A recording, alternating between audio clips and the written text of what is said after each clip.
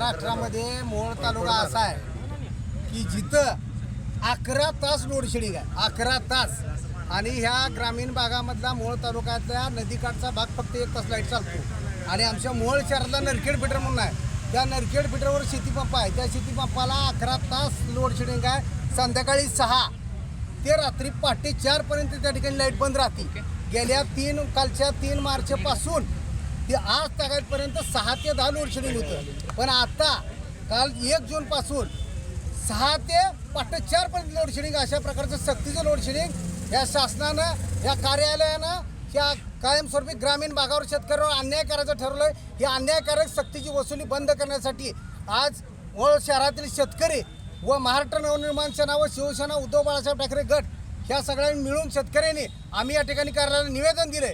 आणि गुरुवारी 11 तारखेला जर त्याच्या आत या कार्यालयात जिल्हा प्रशासन, मोहोळ तालुका प्रशासन आणि सरकारला माझी विनंती आहे की शेतकऱ्याचा अंत न बघता त्यांनी जर लाईट आमची सिंगल पीस जर नाही चालू केली तर 11 तारखेला महाराष्ट्र नवनिर्माण सेना, सर्व शेतकरी व शिवसेना उभाटा गट आम्ही सगळे मिळून या महावितरण कार्यालय व तहसील कार्यालयावर मोठा मोर्चा काढण्यात येईल. त्याची सर्वस्वी जबाबदारी ही प्रशासनाची राहील, एवढंच मी या ठिकाणी बोलतो.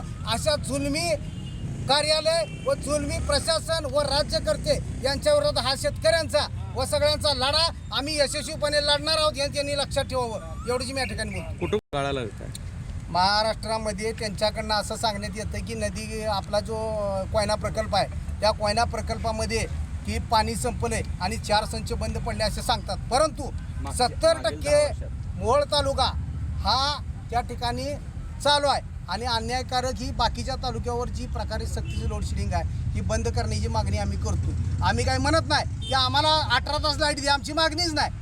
आमची शेतीपंपाला 8 तास पूर्वीची जी लाईट मागणी होती ती आज बी आमची 8 तास द्या म्हणतो. आम्ही काय 11 तास 18 तास द्या म्हणत नाही. आणि जी काय सिंगल पीसची मागणी होती ती सिंगल पीस तेवढीच द्या म्हणून सांगतोय, तरी पण त्या ठिकाणी दिली जात नाही. हा विषय गांभीर्याचा कायमस्वरूपी या मोहोळ शहराअंतर्गत जो अन्याय सुरू आहे ह्याचा आम्ही कायमस्वरूपी या ठिकाणी मोर्चामार्फत हा विषय सगळा राज्य सरकारपर्यंत, राज्य सरकारने याच्यावर निर्णय घ्यावा, एवढीच मी या ठिकाणी विनंती करतो.